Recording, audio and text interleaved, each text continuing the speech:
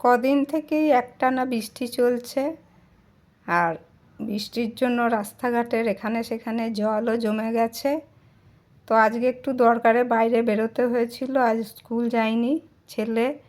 এই ওয়েদারে সর্দি কাশি জ্বর বাঁধিয়ে বসে আছে, তো তারও কিছু ওষুধ আনার ছিল, তো সেই জন্য বাইরে বের হতে হয়েছিল। তো দেখো জল পেরিয়ে আমরা এগিয়ে চলেছি।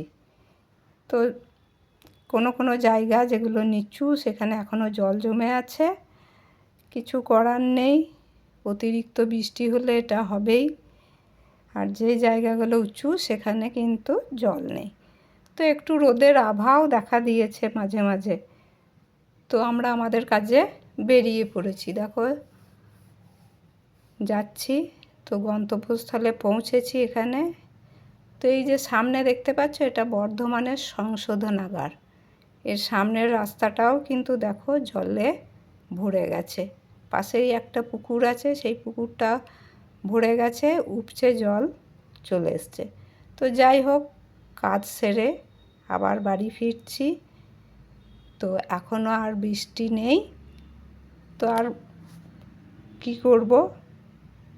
এই রাস্তাটাতে যখন আবার এলাম, তো এখানটা নিচু যেহেতু আবার জল পেরিয়েই আসতে হচ্ছে। দেখো এদের বাড়ির এখানে জল ঢুকে গেছে কীরকম।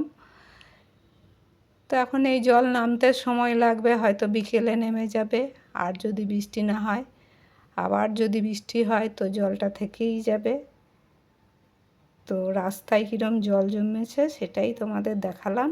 কেমন লাগলো ভিডিওটা জানিও বন্ধুরা।